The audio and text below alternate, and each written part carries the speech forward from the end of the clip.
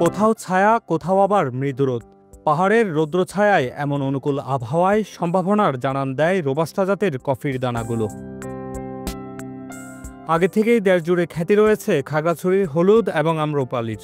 তবে কফি গাছের ডগায় দোল খাওয়া এই ফলগুলোই সম্ভাবনার পালে নতুন করে হাওয়া দিচ্ছে।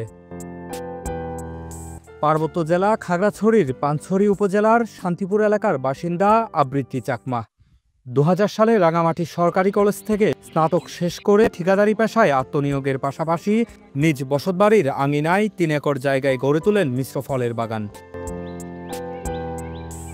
কাজু বাদাম ও কফি গবেষণা উন্নয়ন সম্প্রসারণ প্রকল্পের আওতায় ২০২১ সালে মিশ্র ফলদ বাগানের ফাঁকে ফাঁকে পরীক্ষামূলকভাবে ১১২৫টি রোবাস্টা জাতের কফির চারা রোপণ করেন তিনি। ২ বছর না পেরোতেই তাতে ফল আসা শুরু হয়। ইতোমধ্যে গাছ থেকে কফি ফল সংগ্রহ করে পাল্প মেশিনের সাহায্যে আবরণ সরানো হয়েছে।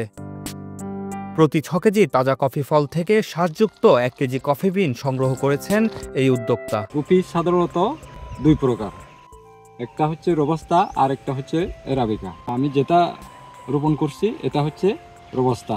আর বছরে একটা কফি গাছে ২ বার ফুল আসে। একটা গাছে যদি আমরা ভালোভাবে পরিচর্যা করি তাহলে প্রতি গাছে ৩ থেকে ৫ কেজি করে কফি পাওয়া যাবে এবং বয়স বাড়ার সাথে সাথে কফির উৎপাদনটাও বাড়বে। একই উপজেলার মরাটিলা এলাকার বাসিন্দা ননীগোপাল ত্রিপুরা। পেশায় তিনি একজন প্রাইমারি স্কুল শিক্ষক। শিক্ষকতার পাশাপাশি ৫ একর উঁচু নিচু পাহাড়ি ভূমিতে মিশ্র ফলদ বাগান গড়েছিলেন। আবৃত্তি চাকমার মতো তিনিও মিশ্র ফলদ বাগানে ৩,০০০ রোবাস্টা জাতের কফির চারা লাগান। ২ বছরের মাথায় প্রত্যাশার চেয়ে বেশি ফল আসায় তিনি নতুন করে আরও ২,০০০ রোবাস্টা জাতের কফির চারা রোপণ করেন।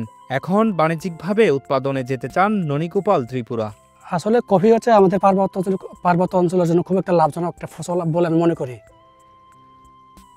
আমাদের কৃষি অফিসের যে পরামর্শ অনুযায়ী পরিপূর্ণ ফলন পেতে আমাদের ৫ বছর লাগবে এই কফি গাছ থেকে।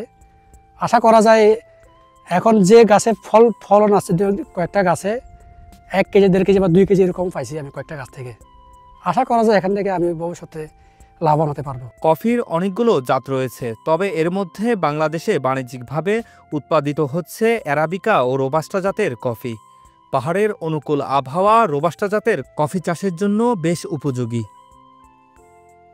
আগামী ২ অর্থবছরে পাহাড়ের কৃষকরা বাণিজ্যিকভাবে কফি চাষে যেতে পারবে বলে মত দিয়েছে কৃষি কর্মকর্তারা। কাজু বাদাম ও কফি সম্প্রসারণ উন্নয়ন ও গবেষণা প্রকল্পের আওতায় পানছড়ি উপজেলায় গত ৩ অর্থ বছরে প্রায় ১৫০ একর জমিতে কফি চাষ সম্প্রসারণ হয়েছে। কফি বাগানগুলোতে বর্তমানে ফলন চলে এসেছে। আমরা কৃষক গ্রুপের মাধ্যমে ২৫ জন করে আমরা পাল্পিং মেশিন সরবরাহ করেছি এই প্রকল্পের আওতায়।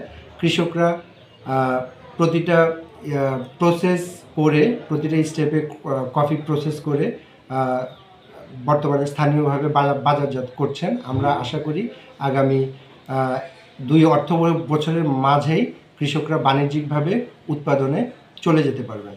প্রকল্পের নামে নয়ছয় না করে কর্মকর্তাদের যথাযথ তদারকি ও চাষিদের সঠিক পরিচর্যার মাধ্যমে কফি চাষে পাহাড়ের অর্থনীতিতে যুক্ত হতে পারে নতুন মাত্রা। Ashraful Roni, Bangla Vision digital, Khagrachari.